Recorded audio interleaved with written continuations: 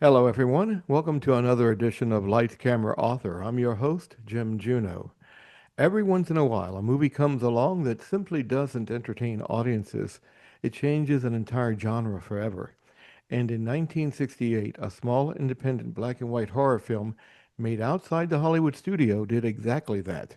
Produced on a shoestring budget in rural Pennsylvania, Night of the Living Dead shocked audiences, redefined horror, launched the modern zombie phenomena, and established George A. Romero as one of cinema's most influential filmmakers.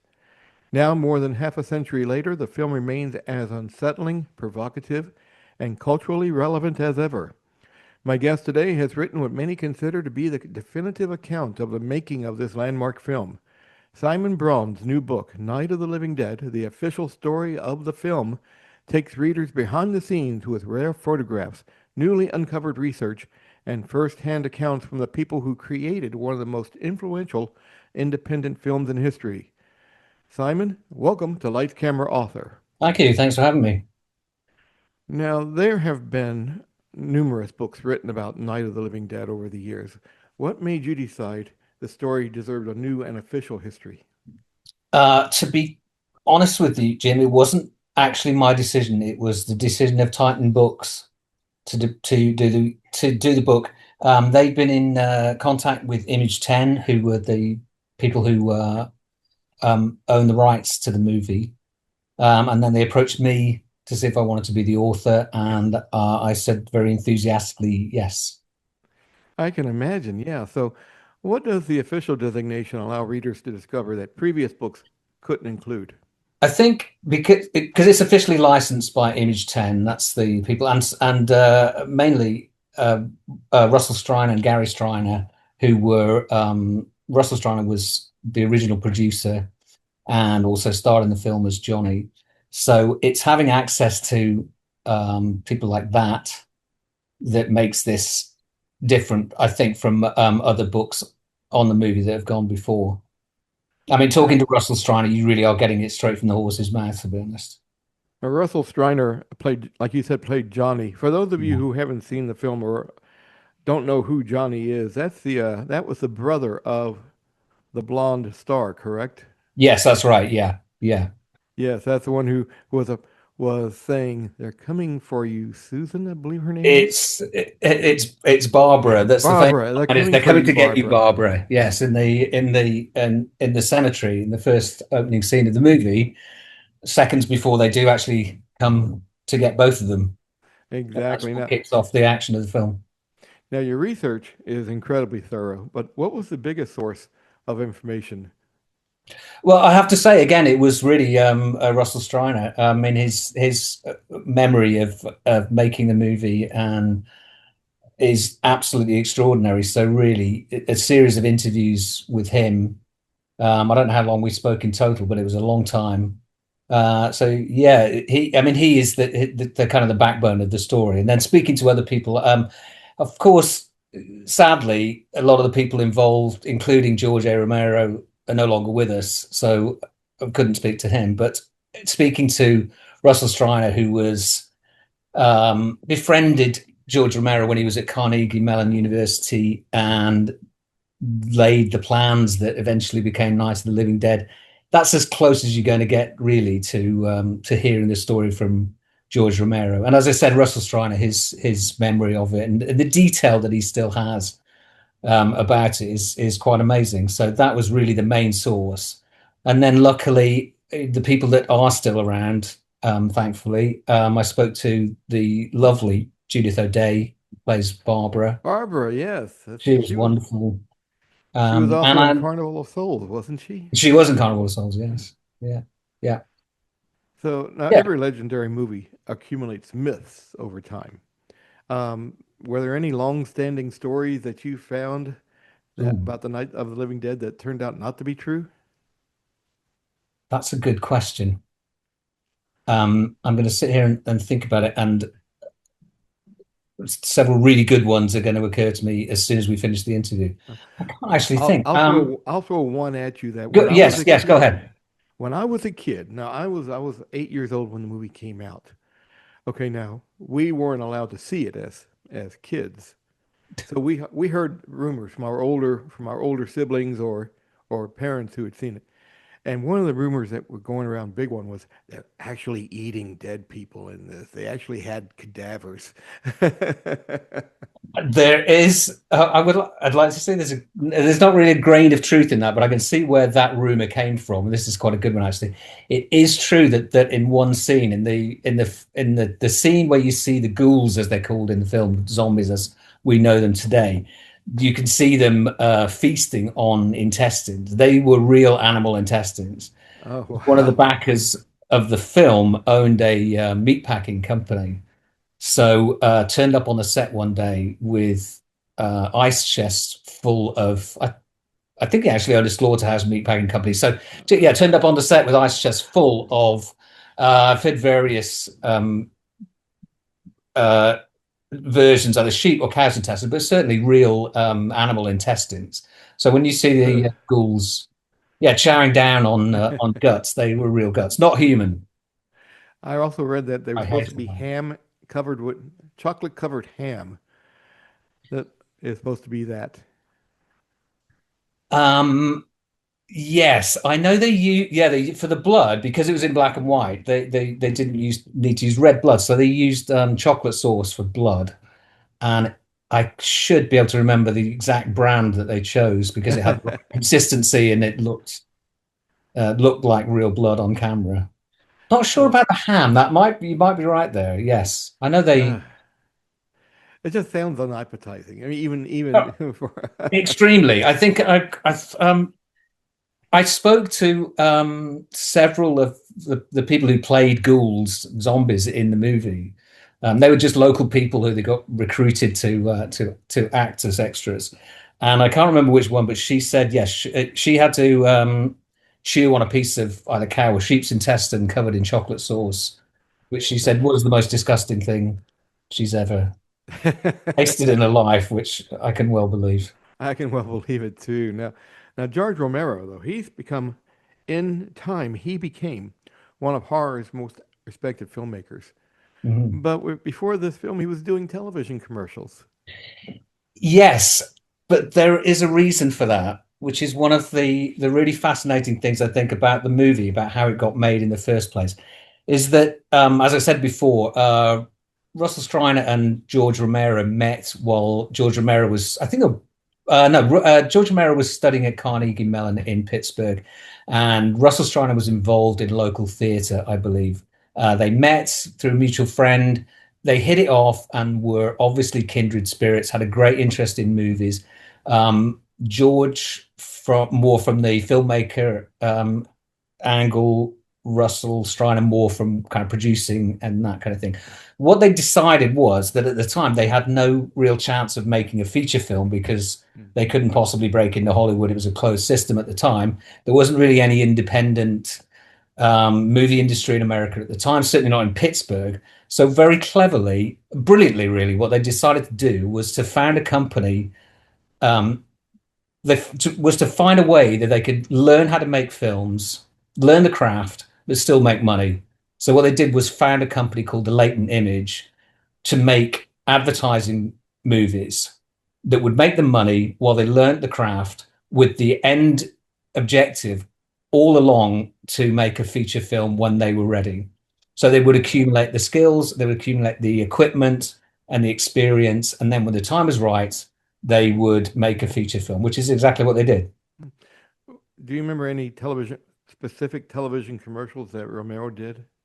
They did a series for the state of Pennsylvania. They were extremely well renowned for the quality of their work. They did a series for the state of Pennsylvania. They did at least one episode for Mr. Rogers' Neighborhood, Really? which was Mr. Rogers Visits the Dentist, I think, which Romero described as the scariest movie he'd ever made. I can And they imagine. also did an advert for a Calgon, which was a pastiche of the Fantastic Voyage, which was a popular science fiction movie at the time. So it's very high quality stuff. Wow. I think now one thing that gets overlooked about Night of the Living Dead is that it wasn't the work of one individual. Like you mentioned, I mean, you had Striner and Romero, but there was more people, weren't there? Yes. Yeah, pretty much everybody who worked at Leighton Image, which became in between their founding the company. And in the beginning, it really was just George Romero and Russell Striner operating out of a storefront, literally. And then as they became more adept and got more clients, the company grew. Gary Striner, Russell Striner's brother, joined them. John Russo, who co-wrote the screenplay with George Romero, joined them. So it was quite a big organization. And then when they decided on what movie they were going to make, they teamed up with Carl Hardman and his partner in business and in life, Marilyn Eastman, who ran a studio, I think an audio studio in Pittsburgh. And they were very experienced. Carl Hardman had been in the business for a long time, so they were very instrumental in getting the film made. And then, of course, once it was up and running, everybody involved at Leighton Image and at Hardman Associates all pitched in doing various things, acting, makeup, lighting, whatever needed to be done, really. So yeah, it Well, was yeah. I would say a very, as all movies are, a very collaborative effort. Um, Everybody again pitching in to do what needed to be done. I think very much with George Romero in charge as director once the film had got underway. now looking back today, I think it's what 1968. Yeah. That makes it 60. No, not 60 years, but 58 years. Looking back, what impresses you most about what they accomplished? I think it's the quality of the film, really, how well it's made in every respect. I think there was at the time and even now, I think there's a tendency for some people to dismiss it, not necessarily dismiss it, but describe it as made on a shoestring, very amateurish, that kind of thing. It's anything but amateurish. Yeah, It's I know. exceptionally well made because they'd honed their craft for years, making very high quality advertising films. So everything about it is the lighting, the camera work, the editing, everything is absolutely top notch. The reason it looks the way it does, it doesn't look homemade. It looks like what they wanted it to look like, which is almost documentary style footage. Like Hmm. they were filming something that was happening in real time, which they achieved brilliantly, and which is something that makes it all the more disturbing and scary. Right, it's almost like what they would call now found footage. Yes, almost, yeah, Hmm. yeah. Well, now prior to 1968, we talked earlier about zombies were not portrayed like the Night of the Living Dead. Even then, they were called No. ghouls in that movie. So, how revolutionary was Romeo Romero's interpretation? Completely. Before then, zombies were in movies and in other media and in literature. They were part of voodoo mythology, very different. They were kind of these somnambulist figures who were doing the bidding of a mysterious master, a kind of Svengali. Uh, George Romero had a brilliant way of putting it. He said before then, they were these guys in the Caribbean doing the wet work for Lugosi, which I think is brilliantly putting it. So they were nothing like the ghouls that were in Night of the Living Dead, which are absolutely the template Yes. of what we consider zombies now that have permeated every corner of popular culture. And the reason they were the way they were was kind of more than anything else was practical reasons. Because once they decided the movie they were going to make was going to be a horror movie because they were cheap, they were popular, um, they could make money out of it. They had to decide what the horror in the horror movie was going to be, and they didn't have money for complex special effects or makeup, so they decided that their monsters were going to be recently deceased local people. So they wouldn't need to have elaborate makeup or special effects because they'd only been lying in the ground for a couple of hours or lying on a slab in the mortuary. So they would look pretty much like regular people. So they saved money on costumes, makeup, special effects. It was a brilliantly Yeah. practical decision. Do you think they understood they were creating an entirely new mythology? No, not at all. I mean, I credit them with brilliant imagination, and again, I said, necessity being the mother of invention. They just didn't have the money to do anything more sophisticated. But I don't think they thought for a second that they were creating a new phenomenon or a new genre, really, or a Yeah, new movie monster that really is up there with vampires and werewolves. I mean, that's the three big ones, isn't it? yes. Vampires, werewolves, zombies. I mean, everything else is second tier. Well, even today we have movies coming out that it's been a few years ago, Zombieland. I Yeah, mean, and everybody knew exactly what the movie was talking about when they said Zombieland, exactly, and they exactly. and it's still the rules for zombies, if there are, for want of a better term, slow moving, undead, infection, survival, societal collapse. I mean, it's still being It's done today. Yes, yes, and it's all there. It's yeah, exactly. Yes, the DNA is in Night of the Living Dead. Yes, for everything, for every aspect. Yeah, I think yeah, World War Z, I mean, that was a movie that came out about 20 years ago, but still, yeah, it's still, they can find their lineage through everything back to yeah. Romero's films. Yes, absolutely. Yes, every single one. Shaun of the Dead, all of them. Yeah. But Night of the Living Dead, why has it become such an enduring blueprint? Um, Can it be done on cheap? I mean, is that Well, part of the that's reason? to be honest. Another thing it was they didn't make it. It wasn't that cheap, to be honest. Mm-hmm. It adjusted for inflation. They made it for about $1 million, which is not really a shoestring. And I think that's. I mean, they had to cut corners and economize. That's not a. Even then, that wasn't anything approaching a.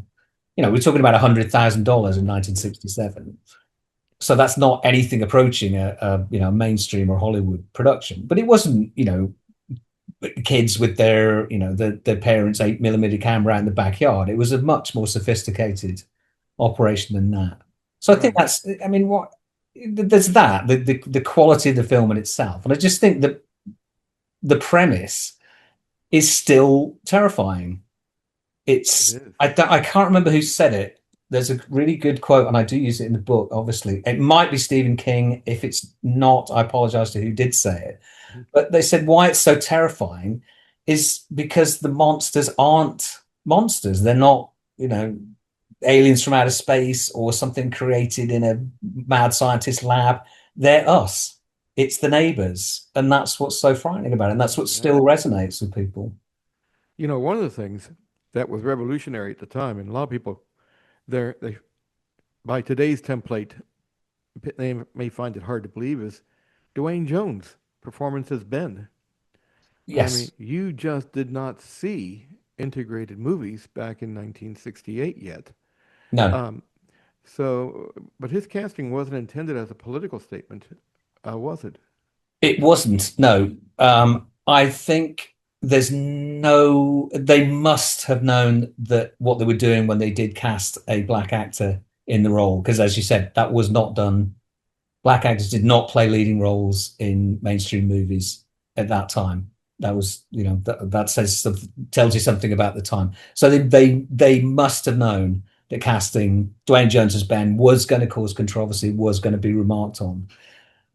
Did they cast him to create that? No, they cast him because he was the best for the role. He did the best audition, and that's why they wanted him.